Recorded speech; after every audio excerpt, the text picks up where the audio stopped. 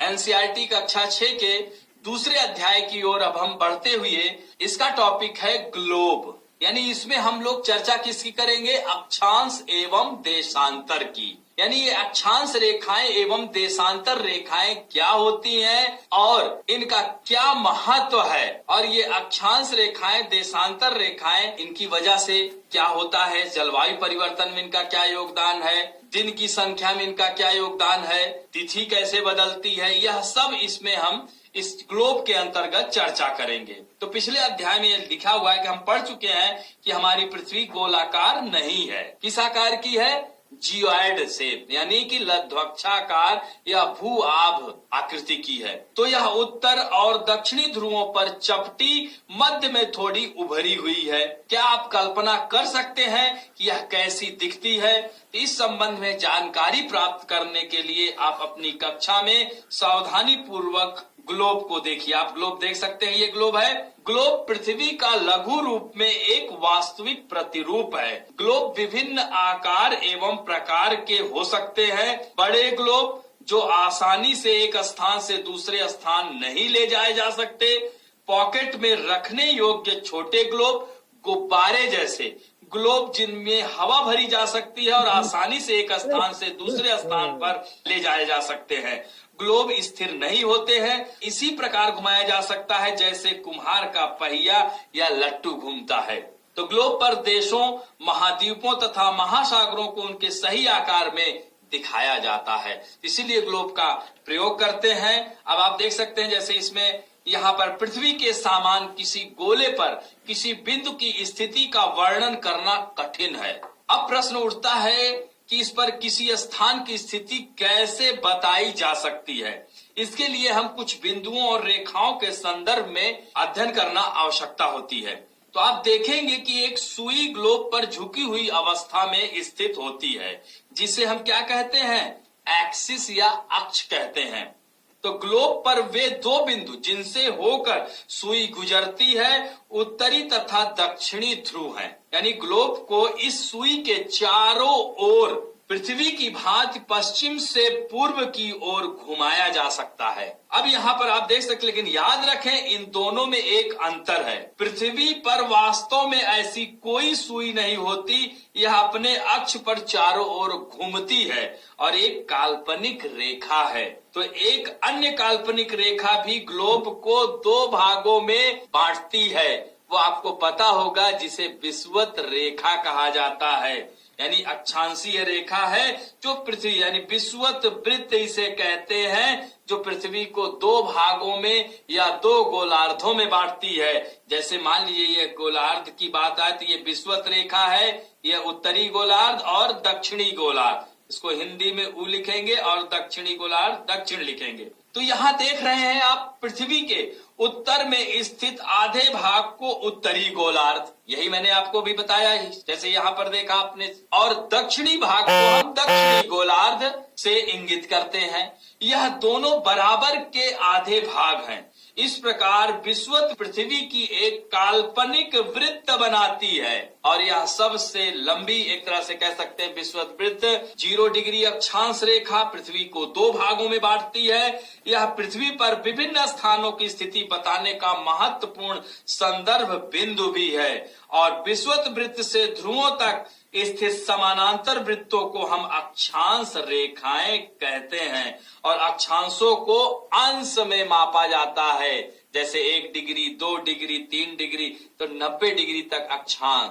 और इन दो अक्षांशों के बीच की दूरी 111 किलोमीटर होती है।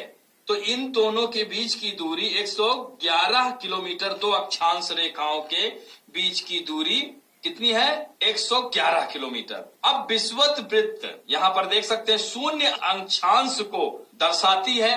चूंकि विषुवत वृत्त दोनों ध्रुवों पर के बीच की दूरी पृथ्वी के चारों ओर वृत्त का 1/4 है, अतः आप इसकी माप जो है 360 अंश का 1/4 यानी कितना हुआ?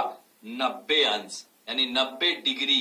तो इस प्रकार 90 अंश उत्तरी अक्षांश उत्तरी ध्रुव को दर्शाएगा, यहाँ पर आप देख सकते हैं, और इसी तरह से 90 अंश दक्षिणी अक्षांश दक्षिणी ध्रुव को दर्शाता है। इस प्रकार विषुवत वृत्त के उत्तर की ओर समानांतर रेखाओं को उत्तरी अक्षांश कहा जाता है। यानी दो समानांतर अक्षांश रेखाएं क्या हैं? इसे इंग्लिश में कहते हैं लैटिट्यूडनल, तो अक्षांश रेखाएं यानी लेटी हुई रेखाएं हैं। हॉरिजेंटल यानी क्षैतिज विभाजन है, तो इस समानांतर रेखाओं को उत्तरी अक्षांश रेखाएं कहा जाता है। और विषुवत वृत्त के दक्षिण में स्थित समांतर रेखाओं को दक्षिणी अक्षांश कहा जाता है। तो इसलिए प्रत्येक अक्षांश के मान के साथ उसकी दिशा यानी उत्तर या दक्षिण की ओर लिखा जाता है। इसलिए सामान्यतः नॉर्थ, साउथ या ऊ या द लिख के बिंदी डाल दिया जाता है, अक्षर से व्यक्त किया जाता है। तो उदाहरण के लिए आप देख सकते हैं अपने मैप में कि महाराष्ट्र में चंद्रपुर और ब्राजील, जो कि दक्षिण अमेरिका महाद्वीप का सबसे बड़ा देश है, वहां पर बेलो हॉरिज़ॉन्टे दोनों ही 20 डिग्री अक्षांश यानी कौन सा? तो 20 डिग्री अक्षांश पर, दोनों एक ही अक्षांश पर स्थित है। लेकिन चंद्रपुर विषुवत वृत्त के 20 डिग्री उत्तर पर है, जबकि बेलो हॉरिज़ॉन्टे दक्षिण में है। चूंकि ब्राजील ऐसा देश है जहां से विषुवत रेखा और मकर रेखा दोनों गुजरती है, तो यह दक्षिण में बेलो हॉरिज़ॉन्टे होगा। तो आप देख सकते हैं कि महाराष्ट्र वाला जो है तो 20 डिग्री उसमें उत्तर लिखा जाएगा, बेलो हॉरिज़ॉन्टे 20 डिग्री दक्षिण लिखा जाएगा। तो यहाँ पर आप देख सकते हैं कि इसलिए हम कह सकते हैं कि चंद्रपुर 20 डिग्री उत्तरी अक्षांश, बेलो हॉरिज़ॉन्टे 20 डिग्री दक्षिणी अक्षांश पर स्थित है। तो चित्र में आप देख सकते हैं जैसे जैसे हम विषुवत वृत्त से दूर होते जाते हैं, अक्षांशों का आकार घटता जाता है। आप देख सकते हैं, ये देखिए उत्तरी शीत कटिबंधीय 66.5 डिग्री उत्तरी, उसके बाद उत्तरी ध्रुव आ जाता है, छोटा होता। और सबसे बड़ी काल्पनिक रेखा कौन सी है? विषुवत रेखा, जो पृथ्वी को दो भागों में बांटती है। इस तरह से आप देख सकते हैं यहाँ पर विषुवत रेखा, फिर यह उष्ण कटिबंधी 23.5 डिग्री अक्षांश तक, इसलिए इसको कर्क रेखा कहा जाता है, ट्रॉपिक ऑफ कैंसर। फिर उत्तरी शीतोष्ण टेम्परेट रीजन इसको कहते हैं, उत्तरी ध्रुव वृत्त यानी आर्कटिक वृत्त इसको कहते हैं, और इसको अंटार्कटिक वृत्त कहते हैं। और यह मकर रेखा, इसे ट्रॉपिक ऑफ कैप्रिकॉर्न कहते हैं।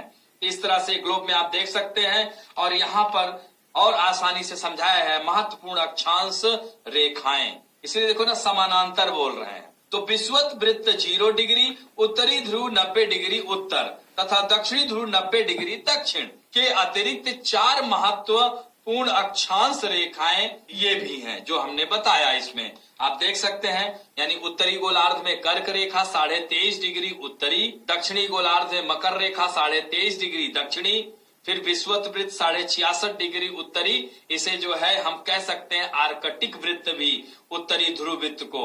और विषुवत रेखा के 66.5 डिग्री दक्षिण में दक्षिणी ध्रुव वृत्त को हम अंटार्कटिक वृत्त या अंटार्कटिक सर्किल के नाम से भी जाना जाता है। अब बात करते हैं पृथ्वी के ताप कटिबंध, यानी कि यहाँ के जो ताप कटिबंध हैं, कर्क रेखा और मकर रेखा के बीच सभी अक्षांशों पर सूर्य वर्ष में एक बार दोपहर में सिर के ठीक ऊपर होता है, इसलिए इस क्षेत्र में सबसे अधिक ऊष्मा प्राप्त होती है तथा इसे हम उष्ण कटिबंध कहा जाता है। इसलिए 23.5 डिग्री उत्तरी और दक्षिणी भाग को हम उष्ण कटिबंधी या ट्रॉपिकल रीजन कहते हैं। अब यहाँ पर देख सकते हैं कर्क रेखा तथा मकर रेखा के बाद किसी भी अक्षांश पर दोपहर का सूर्य कभी भी सिर के ऊपर नहीं जाता, ध्रुव की तरफ सूर्य की किरणें तिरछी होती जाती हैं। इस प्रकार उत्तरी गोलार्ध में कर्क रेखा एवं उत्तरी ध्रुव वृत्त तथा दक्षिणी गोलार्ध में मकर रेखा एवं दक्षिणी ध्रुव वृत्त के बीच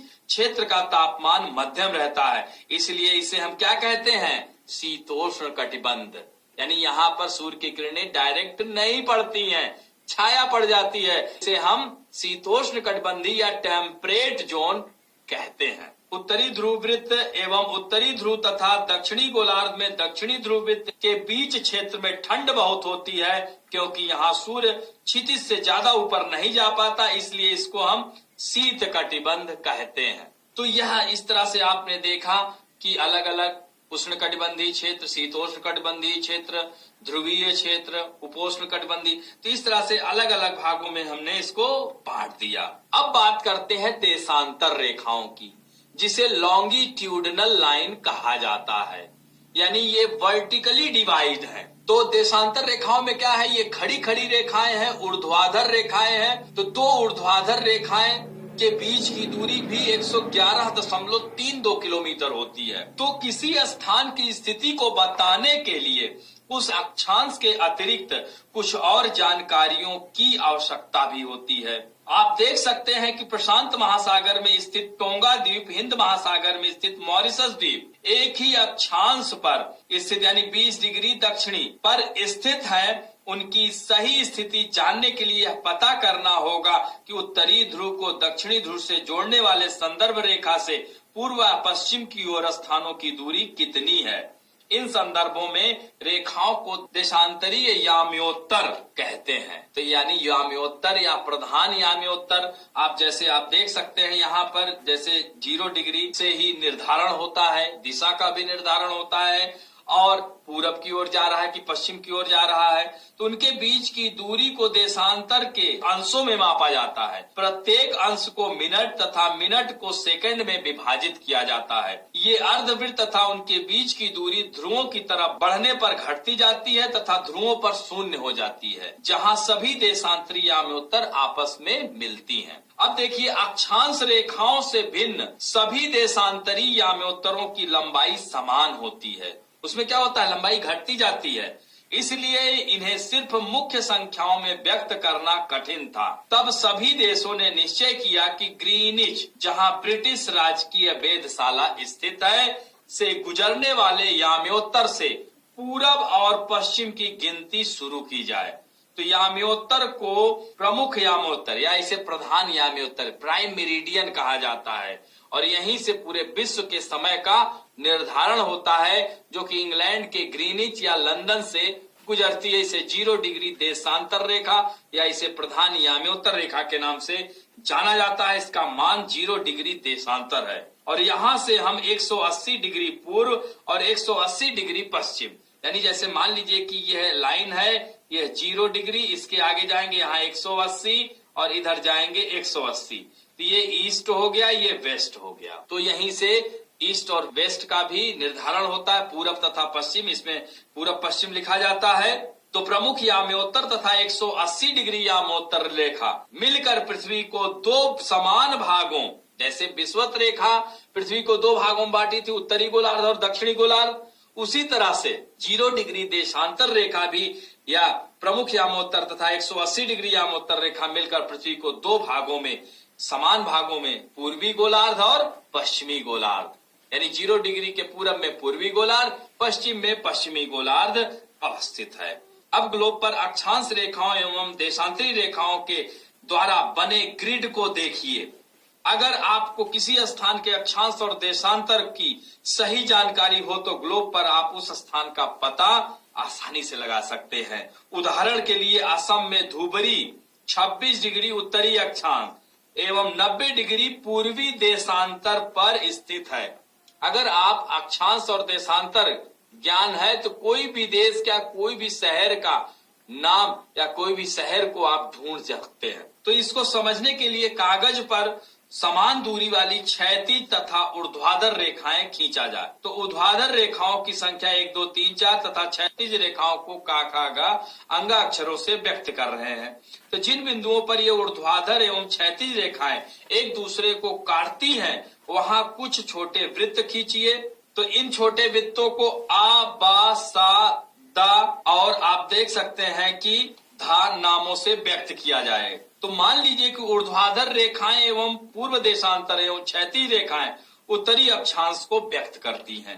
अब यहाँ पर आप ये चित्र के माध्यम से देख सकते हैं, क्लास 6 की एनसीईआरटी में दिया गया ये चित्र है।